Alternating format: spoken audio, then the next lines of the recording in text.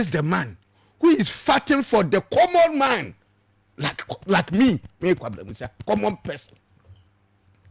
Na obia unti emre bia obeti sekan no obi anya kasakasa no na enye ni yedie enye bibia ope na mom asisi a yesisi yenya yeda fom no the downtrodden and that say Kennedy ye ni hwe no kwabre Kennedy tukọ ko nyina na ye omo eda fom no odwe omo ho enti na oye grassroots commander enko no de mfa no dabi no so obi adu se woye na duma asabi ofa afoforo aduma wotua amanfo ka nti enye sika nti na oku na emum akwanya sese yede ma yenya yenni bie wo party ni mu aye bre ade nti na party ni timi yusu yen na party ni nya tumi wia na ye yura fi yen ukoka ya si go online answer na Maclean baba kwamra na no mese be 2 days ago honorable Kennedy den sembi betudwa say o man we etimu ono emabunu yese mpanyine tu hia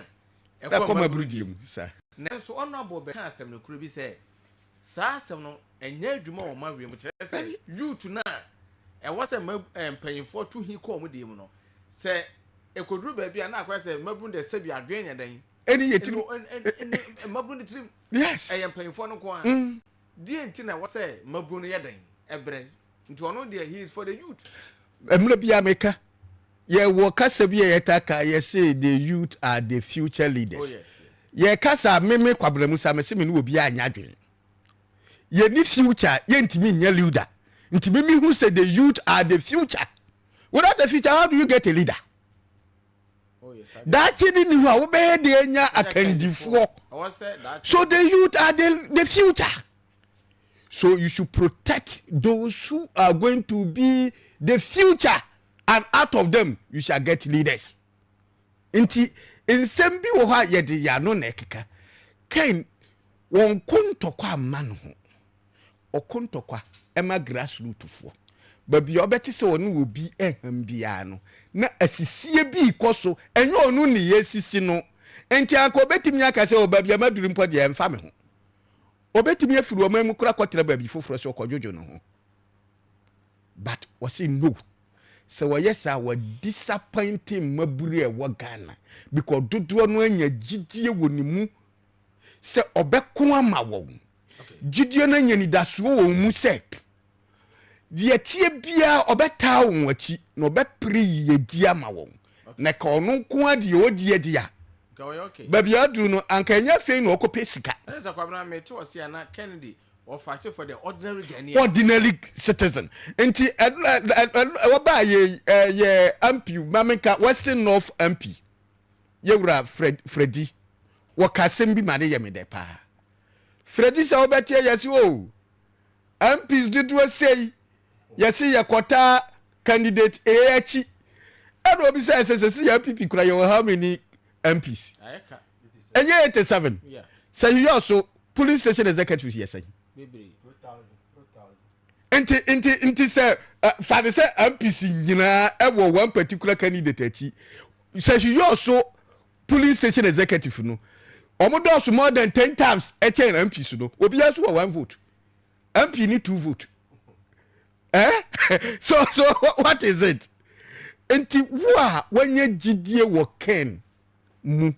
Mesra memo bi na da se mpanyinfo we na mpanyinfo we se yeta we yachi ai omo akwanya eye kansie ne yekọ obi a wo the right to decide who to support yenji mfiri obi ansam na mmoma wadwe hihi se yesi mpanyinfo we na babu I they have the right to do won so nipa no a eya wo kai wo nipa no a wo kai wo nipa no a wonya aduma ma no enso odwe wo ho anka wo bia wanya president wanya minister otimi dadwea no se dabi buronya ebai ma mempe bibi kakra mfama me executives na ya soa no ma ne ye di chi ye manyimu ai bi ba sehwe ebia ba sehwada western of ha honorable Kennedy me ka kiro wabeche executive nema o hada wache mukura manfo agibi ebrebe no last Christmas. Oh really? Oh sure. And they say you are better. Dabi. Inti nipa no a wonya adwuma ma no enso wo dadwen abeye ne dadwen wo dadwen wo ho. Inti se nipa ne se mama kwanya no bi medi wanim na be mpri yedie mawa. Edi na obeka se dabi. Umpe yedie nti ana. O yedie de obi ape. Sure. Inti die meka ne se minua. Babia oman yadri. Okay. MPP babia ye wei. Ye were kwanya say 2028 ye beje to me because ye hwa ban yo tiso sane wode nneoma ewasa ne ho na ye soma enyina bosha ye hye yen hwe sahi ye pride eye koko na ye sahi pride edi ye sahi wo ewo yo manyimu ne fapim eye koko ene ye foles na sisi akoko no ene ye betumi akasa biem ana ene ye betumi akasa biem hwe bosha ye abanyo otisu ehia koko akuyafo hwe hwamodi a aba ye calculate koko sika ye di 10.25 ene de ye nsesa obi enu so asesa $10.25 ewo manmu ha ene dollar no aduru hi hwe nti nsesa ba ye no ya to mu ana hwe galamsey issue and aye den ene tano eni tano aye this way to drink de wuhia ye wo cap tano ada this way to drink de wuhia ye wo cap wuhia cap wa wasabia no wa kwa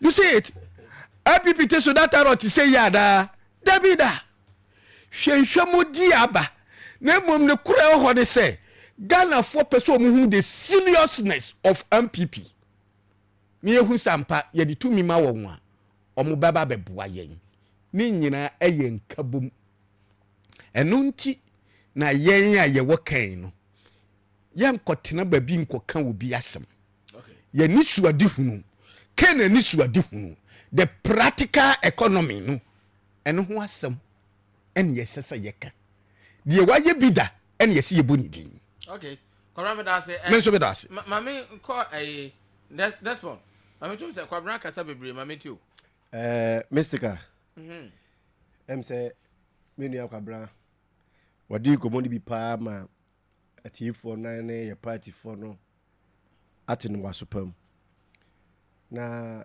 Mystica say o hwe o man Ghana mu ho na resources a yewo o de memfa Ghana as a home po ma menyusu Western North region kwa atwati fi mantem ye anka say region a ye wei o man bi enya sa resources wei emfa develop it. Oh, okay. No he oko Benin he ya Benin from from Aflao Togo no kwa kwasemu Tokonu na wura Benin and wadru Benin and now me no ka say Benin, a 10 million population country, is being able to rake in $637 million annually on cotton. Oh, do you want cotton? Asawa you do angwa. Jesse. Cotton. Asawa you do. Mystica. Benin for every year be $637 million. What I say asawa maybe a twem na ebu Ghana how. Yeah. What na say? Na assess the regimes are aba and the oman na komu a. It means say ni nyina no eye leadership. The last time me kan go nwasem say from 1992 a ye sha say ye practicing democracy ya bobisian sa dia to ekoko sa ba bisi ne from 1992 eba bisi 2025 and yet 33 years sure enti ye nya leadership a o se dabi enne de ekoswe bisi agi ni bebrebe ye wo enormous resources wo man mu yen gold, yen timber, yen oil, yen bauxite, yen manganese, yen lithium nyina ba o. Inti oman I say ye de ni nyina kwa theory book nim oman ya yetimu Paper so nkwa yeti oman mu a sebe onye so fluent in obi man so kasa ya sebe unim yansa wabon brofo kasa wonte anka ni yi a yesi wa den wabon de ti ho oman mu no instead say you be share the practicality aspect ebebo ama ya add values to your resources na won no yeah nyani sao and I say revolving of bookish theory sakake na afina so sa na mfie nan yakoto aba ene ya fe no konko achi konko no +1 - 1 afibia yeko bebia because ana me ka che say oman bi mpo enya resources what even western of hakeke within the western north side you will good me say say Benin as a country 10 million population it's me eyusu asawa nkoa o cotton Jesse asawa nkoa it's me raking in $638 million. population of 10 meanwhile yeah and now 34 ye kwaje times 3 of Benin meanwhile yen ye kwaje besia ye kwaje besia less than some amount na Benin for enya wo asawa mu every annual and annually bia yeah how pa anything ye leadership enunti na ye hia obi ti say ye wa Kennedy Japan o ti ekonya e faso dan niema bi ani add value osa na no trouble and cassava banchi o ma ye hu niema bache etimi ye ya me say ye ya ne say ye de oduro ni wo masi wo na panyan apart from that kokonte yetimi de eternal ye biscuit yetimi de ye niema bebre banchi o ye wa kere design kan kube ho asem from Sri Lanka to London and the US e be take 13 hours and sana from Sri Lanka e dey babedru Sri Lanka your country ye ka say okura kotre obobra ba ka se menko Sri Lanka dey nanso ene kube nsu a Sri Lanka for export eni sika omunya kube nsu yeti ha Nigeria for eba etuka akese eni na musa be piemu ewo jomoro nzima enclave no ma ba be load kube misika kube ahwa one of the heaviest oil apomudimu kube ahwa oil eye valuable aye kama cholesterol free kube ahwa no madi be pe se ma me infantini yes enti mystica you are Kennedy the all canon kuma odie no eya de a etwa se Ghana fo ni party fo no mbeto aba no otie no wasupam ni ehu se enya ono ho na odie o ono Kennedy opese oman no we for industrialization yes and industries ye mi enwuma and Mexica on the partners ewo gomua enclave but just your man asase kakraka bi wakoji asase kakraka within the partners AC the most biggest pharmaceutical industry West Africa makan sa article no I read it and na me no ka say wakoji asase yantam ewo soga kope odi dua banchi wakoji yes until say oman betimi atu mpon no ho export o add value to nyoma na nyankopon ne pemu ode ache o man no de nyankopon de ache o man no se one dan da ni anton a o man no mpuntuo no mesika ma mema o science bi eno a tiera kere di kansem bi and say measure a conclusive research on that. I say obey or the Asian miracle. Asian miracle. And the bed and the baby in Ghana. Now between 1960s in Ebabeti 1991, 60 early 60s in one. Asian miracle no ya can countries be more Asia ho. South Korea one na ensuo mpo epoaye we na ebi ni South Korea. Really? I'm telling you, Mr. Katerabia, niema bi ba wadwe mu a go to Google, search it and you read there. Ubenya in-depth knowledge about those things. Okay. Korea for ehanti nsuo saa za no monya nsuo a ne omo nsuo. Die ne ye ni wo Ghana. Eden ne ye ni wo Ghana. Enti what we need is a pragmatic leadership to be able to add values, practical value, solutions to niema yewo. Mr. Guy, what niema o? Ya sasi a enfie ni mokota ezukura yi. Opa jakubetu o. Eni na otwe no na afefe a eye den enyini.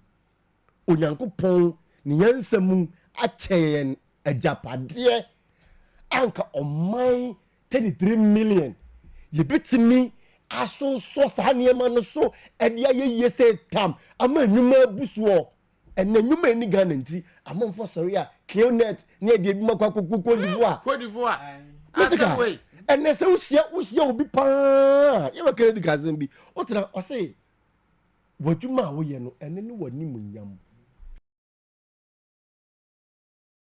ya hwini pam enunti ono de wo tu ne ho say nyuma jobs mbabunu a wonni nyuma ye no eno ene ne basic